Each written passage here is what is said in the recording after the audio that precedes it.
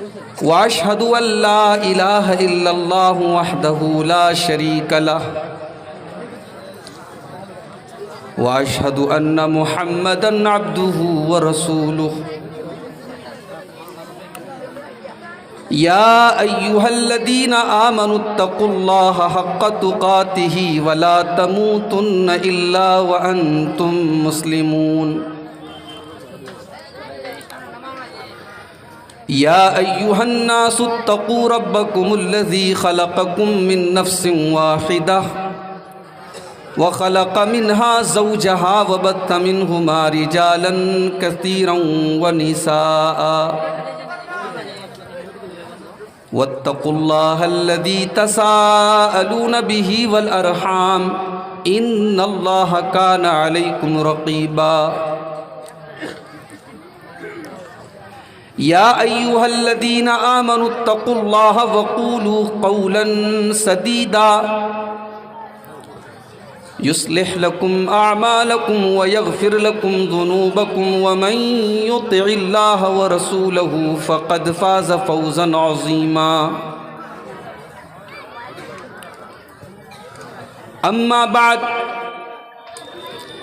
फ़इन्न ख़ैरल हदीथ किताबुल्लाह व ख़ैरल हदी हदी मुहम्मदिन सल्लल्लाहु अलैहि वसल्लम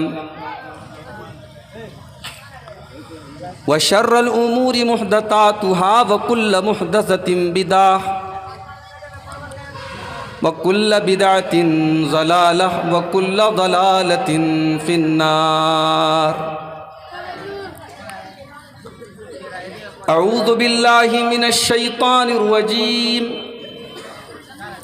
बिस्मिल्लाहिर रहमानिर रहीम। वक़दा रब्बुका अल्ला ताबुदू इल्ला इय्याहु व बिल वालिदैनि इहसाना इम्मा यबलुगन्न इंदकल किबरा अहदुहुमा औ किलाहुमा फला तकुल लहुमा उफ़्फ़िन वला तन्हरहुमा वक़ुल लहुमा क़ौलन करीमा वक़्फ़िद लहुमा जनाहज़्ज़ुल्लि मिनर रहमह वक़ुर रब्बिरहमहुमा कमा रब्बयानी सग़ीरा।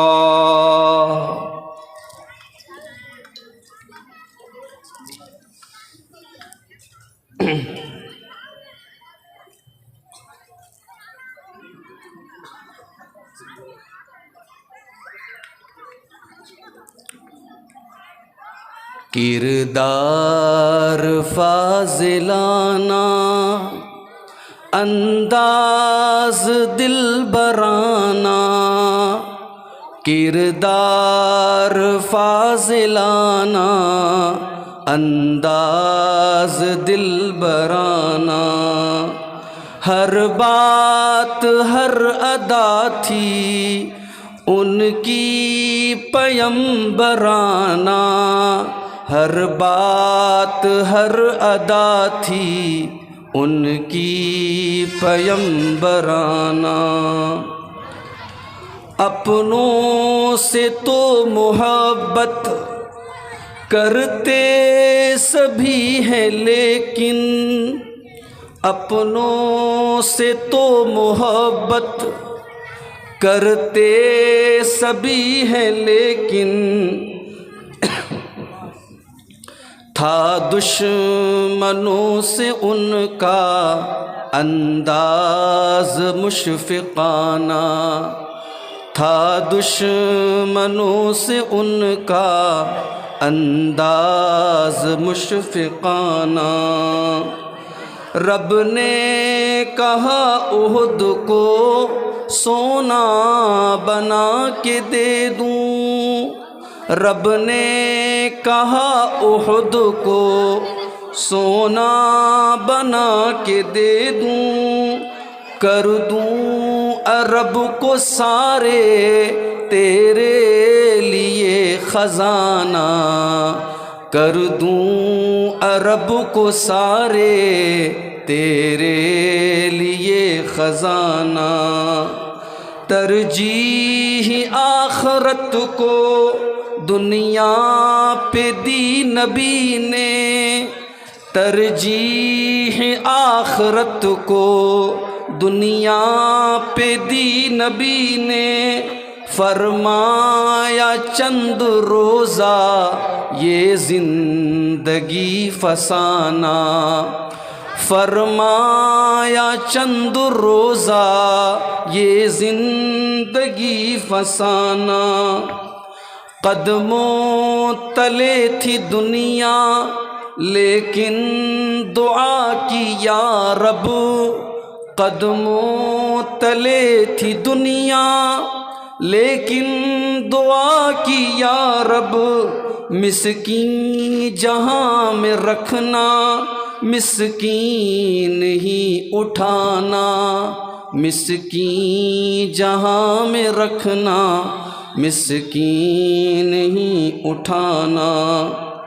आबो खजूर पे ही अक्सर किया गुजारा, 2-2 महीने तक नबी के घर में चूल्हा नहीं जलता था। खजूर खाकर और पानी पीकर अल्लाह के नबी और आपके घर वाले गुजारा करते थे। आबो खजूर पे ही अक्सर किया गुजारा, आबो खजूर पे ही अक्सर किया गुजारा। 2 माह तक न देखा आले नबी ने दाना, 2 माह तक न देखा आले नबी ने दाना। ऐ ताइरे तसव्वुर आ देख घर नबी का, ऐ ताइरे तसव्वुर आ देख घर नबी का।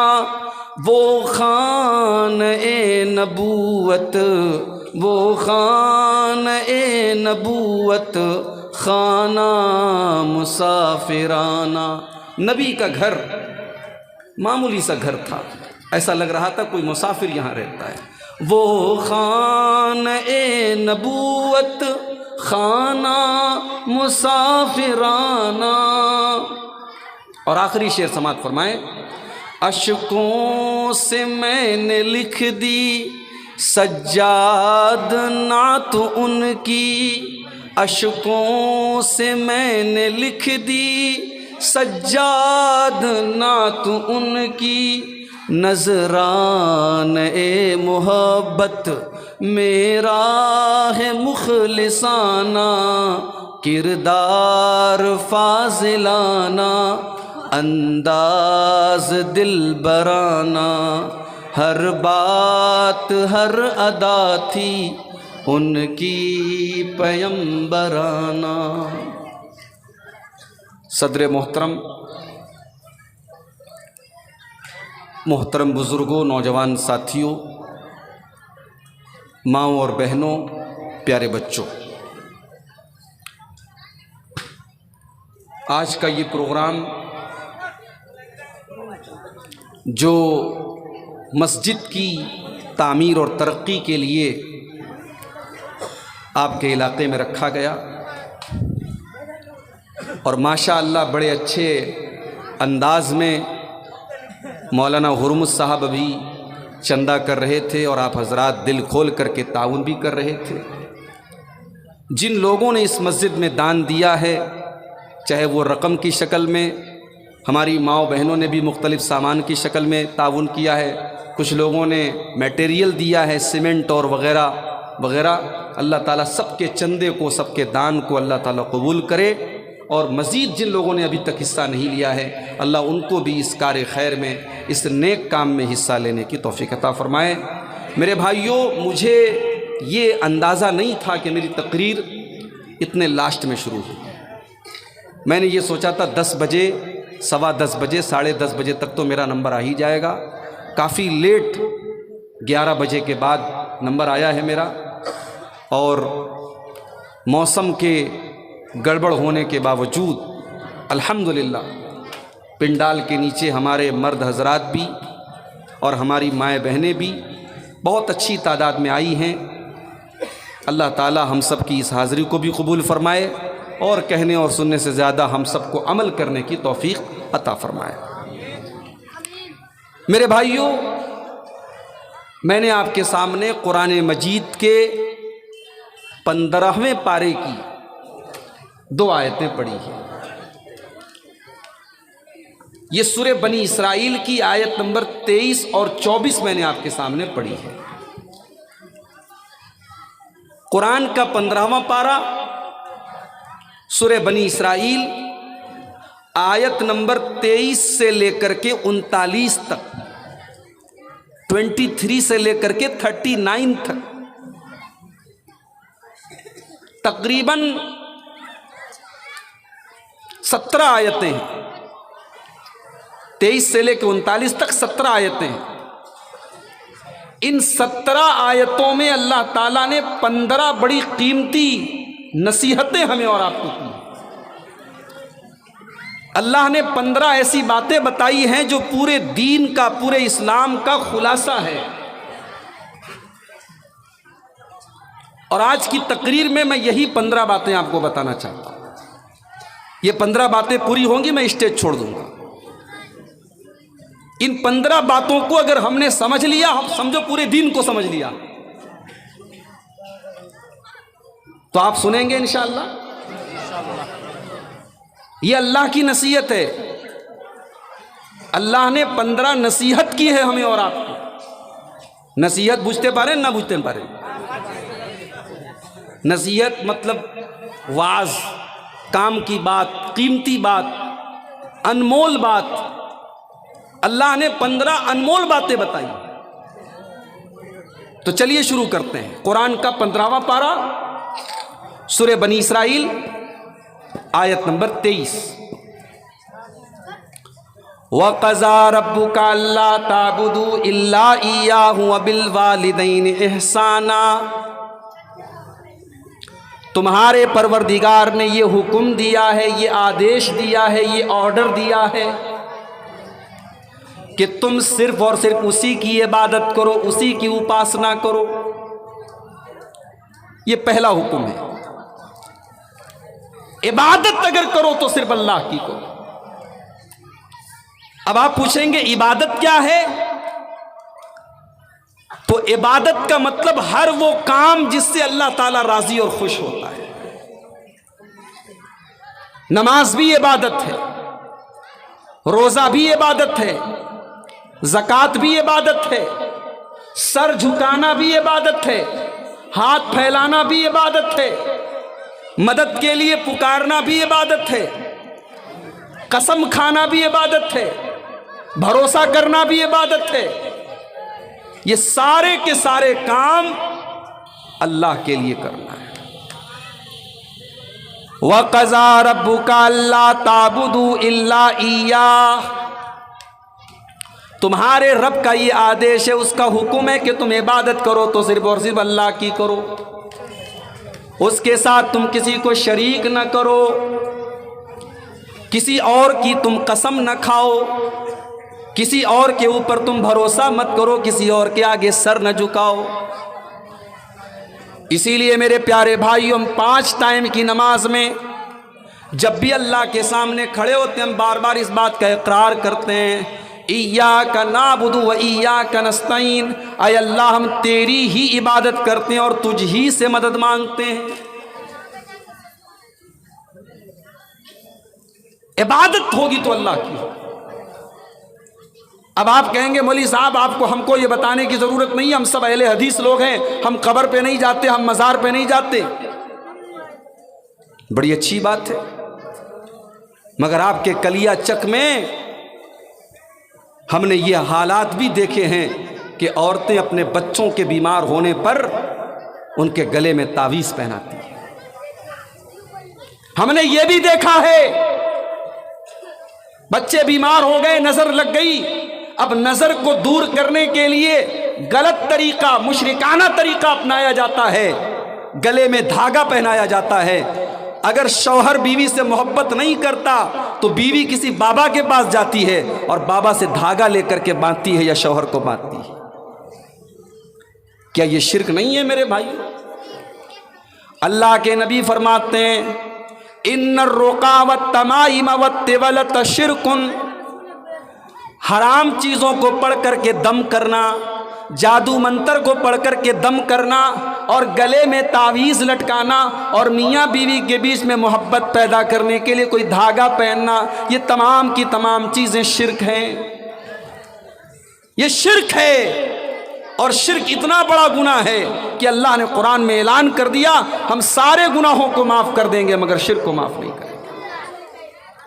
इन्नल्लाह ला यग़फ़िरु अन युशरक बिही व यग़फ़िरु मा दून ज़ालिका लिमन यशा, अल्लाह ताला सारे पापों को तो माफ़ कर देगा मगर शिर्क को माफ़ नहीं करेगा। तो पहला हुक्म अल्लाह ताला यही दे रहा है व क़ज़ा रब्बुका अल्ला ताबुदू इल्ला इय्या, कि तुम इबादत करो तो सिर्फ और सिर्फ अल्लाह की करो, तुम अल्लाह के साथ किसी को शरीक न करो। आज हालात ये हैं, कितने मुसलमान ऐसे, अभी बनारस से एक प्रोग्राम के अंदर मैं जा रहा था अकबरपुर में, बनारस से 150 किलोमीटर दूर एक जगह है अकबरपुर, मैं वहाँ जा रहा था। अकबरपुर में एक बहुत बड़ी मज़ार है, बहुत बड़ा कब्र है, किसका? एक बहुत बड़े बाबा हैं, उनका नाम है हज़रत मखदूम अशरफ साहब का मज़ार है वहाँ। अल्लाह की कसम ट्रेन में मुसलमान औरतों और मर्दों को मैंने इतनी मोहब्बत और अकीदत के साथ उस मज़ार के लिए सफ़र करते हुए देखा, ऐसा लग रहा है ये हज करने के लिए जा रहे हैं, ये उम्रा करने के लिए जा रहे हैं। और वहाँ से जब लौटने लगा देखा मज़ार का जो मज़ार को धोने के बाद जो पानी निकलता है उस पानी को ड्रम और बर्तन में भर करके उसको तबर्रुक समझ करके लोग अपने साथ लेके जा रहे हैं। जो पानी इतना नजिस और नापाक है कि उस पानी से इस्तिंजा करना भी दुरुस्त न माना जाए, उस पानी को लोग तबर्रुक समझ करके पी रहे हैं। ये मुसलमान का अकीदा है मेरे प्यारे से। दुनिया का सबसे बड़ा पाप अगर कोई है तो शिर्क है। अल्लाह ताला शिर्क को माफ नहीं करेगा। अल्लाह ने हमारी पेशानी को हमारी बॉडी में सबसे ऊंचाई पर रखा है। ये बॉडी का सबसे टॉप का हिस्सा है ये पेशानी, ये माथा। ये माथा अगर झुकना चाहिए तो अल्लाह की बारगाह में झुकना चाहिए। इसीलिए फरमाया इन्नहु मन युशरिक बिल्लाहि फ़क़द हर्रमल्लाहु अलैहिल जन्ना, जो अल्लाह के साथ शिर्क करेगा अल्लाह ने उसके लिए जन्नत को हराम कर दिया है। वो जन्नत में नहीं जा सकता जो शिर्क करके दुनिया से जाएगा। इतना बड़ा गुनाह है ये शिर्क करना। अल्लाह ताला अपने नबी से कहता है कि ऐ मेरे नबी लइन अशरकत लयहबतन्ना अमलुका वलतकूनन्ना मिनल खासिरीन। ऐ नबी अगर आपने भी शिर्क कर दिया तो आपके सारे के सारे अमाल बर्बाद हो जाएंगे, सारी नेकियां बर्बाद हो जाएंगी। जाहिर है अल्लाह के नबी शिर्क नहीं कर सकते, मगर अल्लाह ताला ने अपने नबी की उम्मत को समझाने के लिए अंदाज अपनाया है कि ऐ नबी अगर आप भी शिर्क कर देंगे तो आपके सारे अमल सारी नेकियां बर्बाद हो जाएंगी। तो अपने आप को हम और आप शिर्क से बचाएं मेरे भाई। कभी कभी हम लोग बच्चों की कसम खा लेते हैं। मियाँ बीवी में झगड़ा हुआ, बीवी कहती मैं बच्चे की कसम खाती हूँ, या शौहर को कोई बात आ गई उसने बीवी के सर पे हाथ रख के कहा मैं तेरे सर की कसम खाता हूँ। हराम है ये सारी चीजें, शिर्क है। अल्लाह के अलावा किसी और की कसम आप नहीं खा सकते। तो पहला काम क्या करना है? शिर्क नहीं करना है। ये बुनियाद है। समाज की और सोसाइटी की इस्लाह नहीं हो सकती जब तक हम और आप शिर्क से नहीं बचेंगे। एक चीज हो गई। नंबर 2 वबिल वालिदैन इहसाना, और अपने माँ बाप के साथ, अपने वालिदैन के साथ, अपने माता पिता के साथ तुम अच्छा सलूक करो। सबसे पहले अल्लाह ताला ने शिर्क से मना किया और शिर्क से मना करने के बाद दूसरे नंबर पर वालिदैन के साथ अच्छा सलूक करने का हुक्म दिया। इसलिए कि हमें पैदा करने वाला तो अल्लाह है, मगर हमें पैदा करने का जरिया उसने बनाया हमारे माँ बाप को। अगर हमारे माँ बाप ही न होते तो हम दुनिया में जन्म नहीं ले सकते थे। हमें दुनिया में आने के लिए अल्लाह ने ज़रिया बनाया हमारे माँ बाप को। 9 महीने हमारी माँ ने अपने पेट में हमको रखा और दुनिया की सबसे बड़ी तकलीफ़ को झेल करके हमको जन्म दिया। फिर अल्लाह ताला ने उस माँ के बदन के अंदर हमारी खुराक को रख दिया। उस माँ ने अपने खूने जिगर को दूध की शक्ल में हमको पिलाया।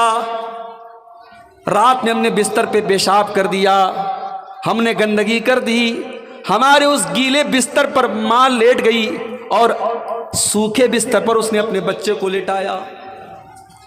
रात में बच्चे के पेट में दर्द हुआ, बच्चा रोने लगा, बच्चा चिल्लाने लगा। माँ और बाप ने बच्चे को चुप कराने के लिए पूरी रात जाग करके गुजार दी।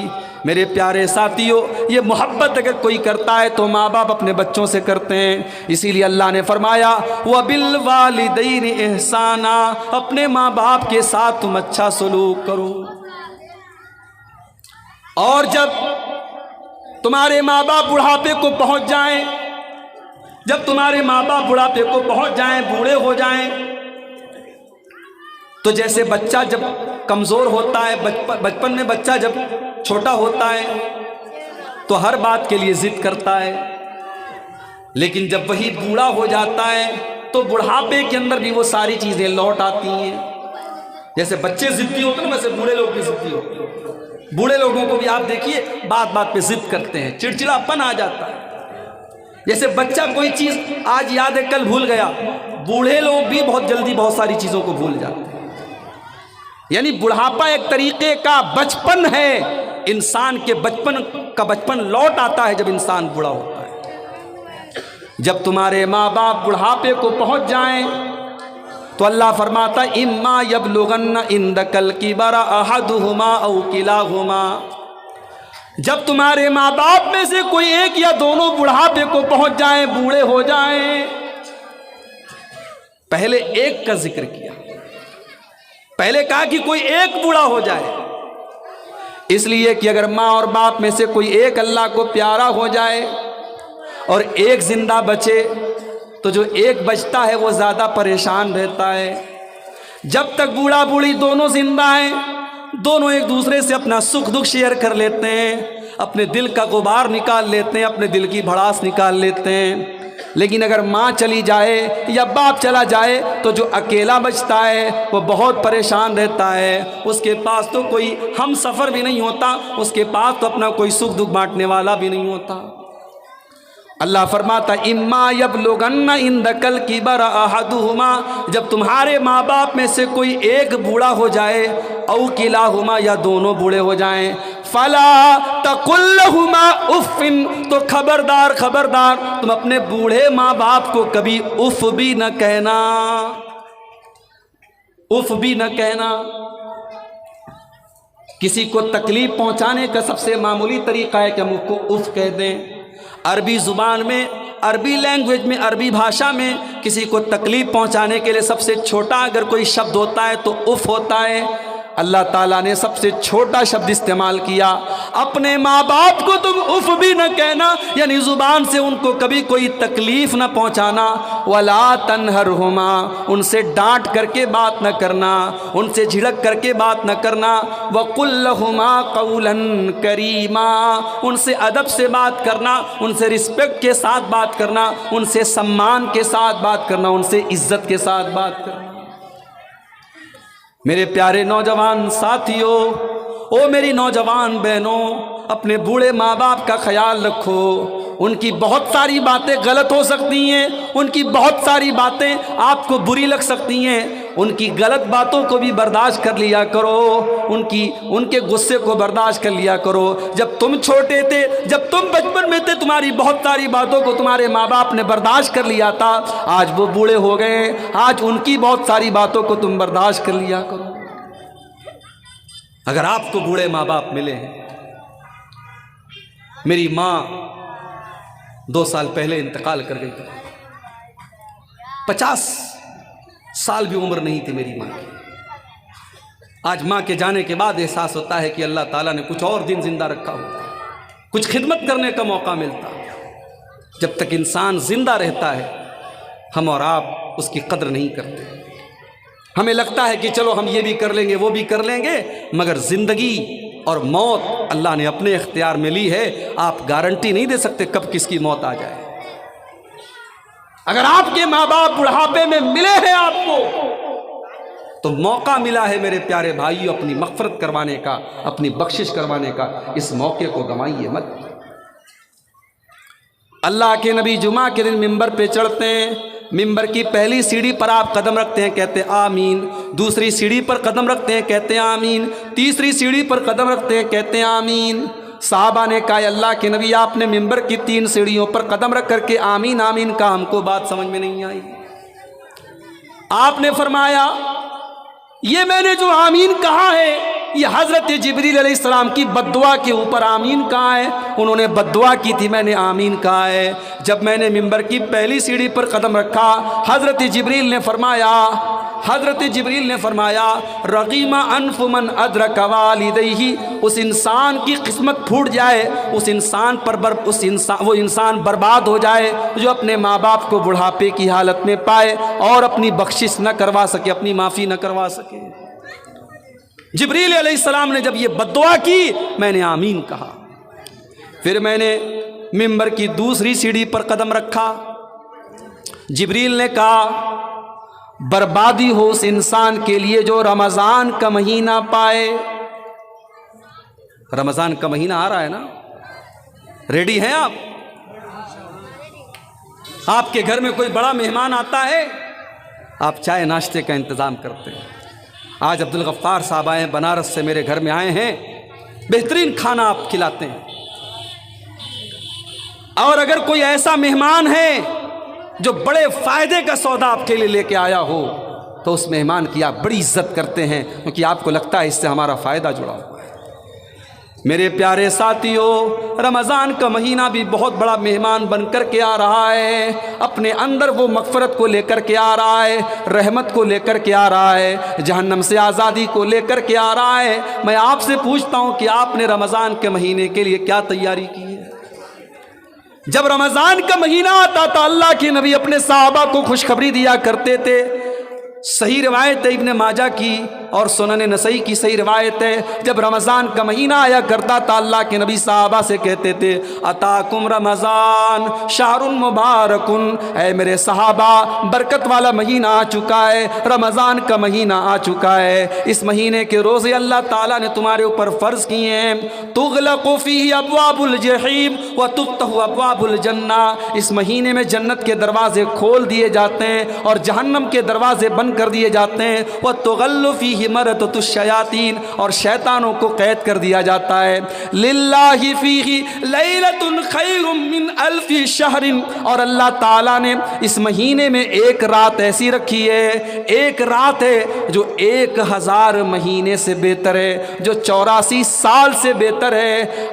ऐ मेरे उम्मत के लोगों, उस रात को जो नहीं पा सका, उससे जो महरूम रह गया, उससे बड़ा बदनसीब कोई नहीं है। ये है रमज़ान का महीना। तो रमज़ान हमें बख्शवाने के लिए आता है। अल्लाह के नबी ने जिब्रील अलैहिस्सलाम की बद्दुआ पर आमीन कहा। जब जिब्रील अलैहिस्सलाम ने कहा बर्बादी हो उस इंसान के लिए जो रमज़ान का महीना पाए और अपनी बख्शिश न करवा सके। और जब मैंने मिंबर की तीसरी सीढ़ी पर कदम रखा, जिब्रील ने बद्दुआ की बर्बादी हो उस इंसान के लिए जिसके सामने अल्लाह के नबी का नाम लिया गया और उसने अल्लाह के नबी पर दरूद नहीं पढ़ा। उस इंसान के ऊपर बर्बादी हो, उस इंसान के ऊपर लानत हो। मैंने इस बद्दुआ के ऊपर भी आमीन कहा। गौर कीजिए, अगर बूढ़े माँ बाप आपको मिले हैं और आप उनकी खिदमत करके अपने आप को जन्नत का हकदार नहीं बना सके, मेरे प्यारे साथियों, तो अल्लाह के नबी उस बद्दुआ पर आमीन कह रहे हैं और जिब्रील जो फरिश्तों के सरदार हैं वो बद्दुआ दे रहे हैं कि ऐसा इंसान बर्बाद हो जाए। इसलिए अपने बूढ़े माँ बाप का ख्याल रखो, उनकी खिदमत करो, उनकी कदर करो। उसके बाद फरमाया वक़्फ़िज़ लहुमा जनाहज़्ज़ुल्लि मिनर रहमा, अपने माँ बाप के लिए तुम बाजू को बिछा दो। क्या मतलब? कभी चिड़िया को आपने देखा होगा, चिड़िया अपने बच्चे को अपने पर के अंदर समेट लेती है। अल्लाह ने फरमाया वक़्फ़िज़ लहुमा जनाह ज़ुल्लि मिनर रहमा, अपने माँ बाप के लिए अपनी रहमत के बाजू को बिछा दो। इसका मतलब ये हुआ कि अपने माँ बाप के सामने कभी तकब्बुर न करना, कभी अहंकार न करना, कभी अपने आप को बड़ा न समझना। तुम दुनिया की बड़ी से बड़ी पोस्ट पर चले जाओ, जितनी भी तरक्की कर लो, जितने बड़े भी तुम ऑफिसर बन जाओ, जब अपनी माँ के पास बैठा करो, जब अपने बाप के पास बैठा करो तो अपने आप को छोटा समझा करो। तुम जितनी भी तरक्की कर लो, अपनी माँ से बड़े नहीं हो सकते, अपने बाप से बड़े नहीं हो सकते। जब माँ के पास बैठो तो ये सोच करके बैठो इसके पैरों के नीचे मेरी जन्नत है, और जब बाप के पास बैठो तो ये सोच करके बैठो ये जन्नत का दरवाज़ा है। वक़्फ़िज़ लहुमा जनाह ज़ुल्लि मिनर रहमा, अपने माँ बाप के लिए रहमत के बाजू को बिछा दो। वक़ुर रब्बिरहमहुमा कमा रब्बयानी सगीरा, और एक छोटी सी दुआ अल्लाह ताला ने सिखाई कि ये दुआ तुम पढ़ा करो कि ऐ मेरे परवरदिगार, ऐ मेरे रब, तू मेरे माँ बाप पर रहम फरमा जिस तरह बचपन में उन्होंने मुझे पाला है। माँ बाप की परवरिश का आप हक अदा नहीं कर सकते। हजरत उमर फारूक रजी अल्लाह ताला अन्हु खाने काबा का तवाफ कर रहे थे। एक इंसान को देखा अपनी माँ को कंधे पर बिठाकर खाने काबा का तवाफ कर रहा है। बूढ़ी माँ है, बूढ़ी माँ को कंधे पर बिठाया है और खाने काबा का तवाफ कर रहा है। जब उसने अपनी माँ को तवाफ करा लिया, उसने कहा अमीरुल मोमिनीन, आज मैंने अपनी माँ का हक अदा कर दिया, आज मैंने अपनी माँ को उम्रा करा दिया, आज मैंने अपने कंधे पर बिठा के अपनी माँ को तवाफ करा दिया। हज़रत उमर ने फरमाया तू अपनी माँ का क्या हक अदा करेगा? तूने तो अभी अपनी माँ के पेट से जब तू पैदा हुआ था, तेरी पैदाइश पर तेरी माँ के मुंह से जो आवाज़ निकली थी, जो चीख निकली थी, अभी तो तूने उस चीख का भी हक अदा नहीं किया, अभी तो तूने उस आवाज़ का भी हक अदा नहीं किया। तू माँ का हक अदा करने की क्या बात करता है? हम हक अदा नहीं कर सकते अपने माँ बाप का, इसीलिए हम अल्लाह से दुआ करते हैं रब्बिरहमहुमा कमा रब्बयानी सगीरा, कि ऐ हमारे परवरदिगार, हमारे माँ बाप ने जैसे हमें पाला है हम तो नहीं कर सकते, तू उनके ऊपर रहम फरमा, तू ही कर सकता है। हमारी औकात नहीं, हमारे हद के बाहर की बात है, हमारी औकात के बाहर की बात है। तो ये दूसरी चीज़ होगी। पहली चीज़ शिर्क मत करना, दूसरी चीज़ माँ बाप के साथ अच्छा सलूक करना। उसके बाद फरमाया रब्बुकुम आलमु बिमा फी नुफूसिकुम, मेरे बंदो अपने आप को बहुत पारसा न बनो, अपने आप को बहुत नेक मत जाहिर करो, तुम्हारे दिल के अंदर क्या है अल्लाह को खूब पता है। इन तकूनू सालिहीना फ़इन्नहु काना लिल अव्वाबीना गफूरा, अगर तुम नेक हो, अगर तुम सच्चे हो तो अल्लाह ताला तो अपने नेक बंदों को माफ़ करने वाला है। अगर तुम्हारा दिल सही है तो अल्लाह को खूब पता है। तुम अपनी पारसाई का ऐलान न करो, अपने नेक होने का तुम ऐलान न करो। उसके बाद तीसरा हुक्म, बड़े गौर से सुनिएगा, 15 बातें आपके सामने बयान करनी है। पहला हुक्म शिर्क मत करना, दूसरा हुक्म माँ बाप के साथ अच्छा सलूक करना। अब तीसरा हुक्म सुन लीजिए, व आतिज़ल क़ुरबा हक़्क़हू वल मिस्कीन, और अपने रिश्तेदार को उसका हक दो, और गरीब इंसान को उसका हक दो, और मुसाफिर को उसका हक दो। हमारा कोई रिश्तेदार है, गरीब है, ज़रूरतमंद है, हम मस्जिद में तो 10,000 रुपया दे रहे हैं, हम मदरसे में 50,000 दे रहे हैं। हमारा रिश्तेदार है, गरीब है, उसके घर में चूल्हा नहीं जल रहा है, उसके बच्चे भूखे हैं, और हम ज़कात की रकम उसको नहीं दे रहे हैं। ये बहुत बड़ा जुल्म है मेरे भाई। आपकी ज़कात का, आपके दान का, आपके सदका खैरात का सबसे पहला हकदार अगर आपके ख़ानदान और रिश्तेदार में अगर कोई है तो वो है। सबसे पहले अपने रिश्तेदारों को तलाश करो, अपने ख़ानदान वालों को तलाश करो। अगर कोई मदद का हकदार है तो पहले उसकी मदद करो। व आतिज़ल क़ुरबा हक़्क़हू, अल्लाह फरमाता है रिश्तेदार को उसका हक दो। आज तो हमारी नौजवान नस्ल को पता ही नहीं है उसके ख़ानदान के कौन कौन लोग हैं। आज तो ज़माना इतनी तरक्की कर गया इंसान को ये मालूम ही नहीं है कि मेरा खानदान कहाँ कहाँ है, मेरे घर के लोग कहाँ कहाँ हैं। वो तो अपनी महदूद और सीमित दुनिया में सिमट करके रह गया है। इसीलिए अल्लाह के नबी फरमाते हैं, तअल्लमू मिन अंसाबिकुम मा तसिलून बिही अरहामकुम। अपने रिश्तेदारों को पहचानने की कोशिश करो ताकि तुम उनके साथ रिश्ता जोड़ सको, उनके सुख दुख में काम आ सको। याद रखो कि जब तुम अपने रिश्तेदारों से रिश्ता जोड़ते हो, फ़इन्नहा महब्बतुन फ़िल अहली व मनसातुन फ़िल असरी, उससे ख़ानदान में मोहब्बत पैदा होती है और माल में बरकत पैदा होती है। रिश्तेदारों के ऊपर खर्च करने से माल कम नहीं होता है।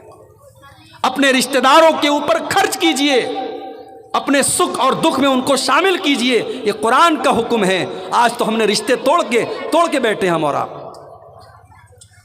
भाई भाई से आज नाराज है। कितनी जगहों पर तो बाप बेटे से बात नहीं कर रहा है। कितने खानदान में रिश्ते आज हम तोड़ करके बैठे हैं।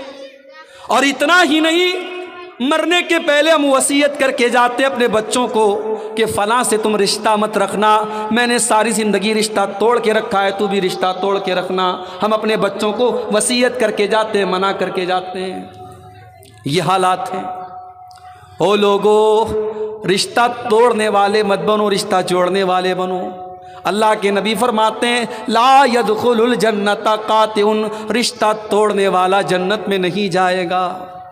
अल्लाह के नबी सल्लल्लाहु अलैहि वसल्लम फरमाते हैं, ला यहिल्लु लिमुस्लिमिन याजुरा अखाहु फौका सलास, 3 दिन से ज़्यादा किसी रिश्तेदार से ताल्लुक़ तोड़ लेना, कते ताल्लुक़ ही कर लेना जायज़ नहीं है। 3 दिन मैक्सिमम, अधिकतम 3 दिन तक आप किसी से बातचीत बंद कर सकते हैं। उससे ज़्यादा बातचीत बंद करना हराम है।